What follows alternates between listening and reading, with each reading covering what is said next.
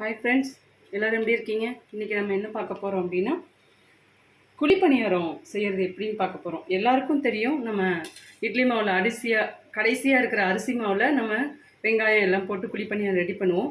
இன்றைக்கி நான் கொஞ்சம் டிஃப்ரெண்ட்டாக அவல் போட்டு ட்ரை பண்ணலான்னு சொல்லிட்டு ட்ரை பண்ண போகிறேன். பாருங்கள் ஃப்ரெண்ட்ஸ், நான் அடி மாவு எடுத்து வச்சுருக்கேன், அரிசி மாவு.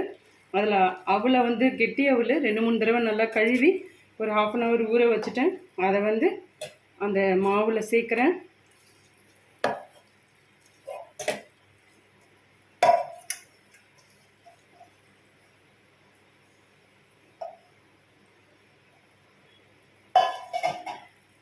சேர்த்துட்டு அது கூடவே கருவேப்பிலை, கொத்தமல்லி தழை, வெங்காயம் இதை அதில் ஆட் பண்ணுறேன்.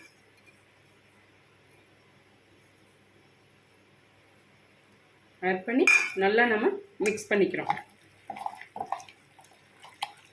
இதை ஒரு 10 நிமிஷம் நல்லா ஊற வச்சுட்டு, இதுக்கு தாளிக்கிறதுக்கு கடுகு, உளுத்தம்பருப்பு, பச்சை மிளகா இருந்தால் பச்சை மிளகா, காஞ்ச மிளகா இருந்தால் காஞ்ச மிளகா போட்டு, கடலைப்பருப்பு போட்டு, பெருஞ்சீரகம் கண்டிப்பாக போட்டுக்கோங்க, நல்லா வாசமாக இருக்கும்.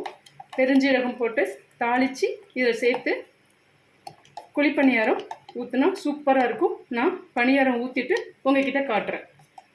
பாருங்கள் ஃப்ரெண்ட்ஸ், இதில் நான் தாளித்து சேர்த்துட்டேன். இதை இப்போ நான் ஊற்றிட்டு வர நல்லா கெட்டியாகிடுச்சு. இது பார்க்கவே சூப்பராக இருக்குது. நான் இப்போ இதை குழிப்பணியாரம் ஊற்றுறேன். பாருங்கள் ஃப்ரெண்ட்ஸ், இதை நான் நல்லா ஊற்றிட்டேன். இதை ஃபுல்லாக எல்லாத்தையும் எடுத்துகிட்டு உங்களுக்கு பிளேட்டில் வச்சு நான் காட்டுறேன். பாருங்கள் ஃப்ரெண்ட்ஸ், ஊற்றி எடுத்துகிட்டு வந்துட்டேன். சூப்பராக இருக்குது. வாசமும் டேஸ்ட்டும் பாருங்கள், உள்ளே நல்லா வெந்திருக்கு. இங்கே பாருங்கள், இந்த வெங்காய சட்னியோட செம்ம டேஸ்ட். நீங்களும் செஞ்சு பார்த்துட்டு கமெண்ட் பாக்ஸில் கமெண்ட் பண்ணுங்கள். நன்றி, வணக்கம்.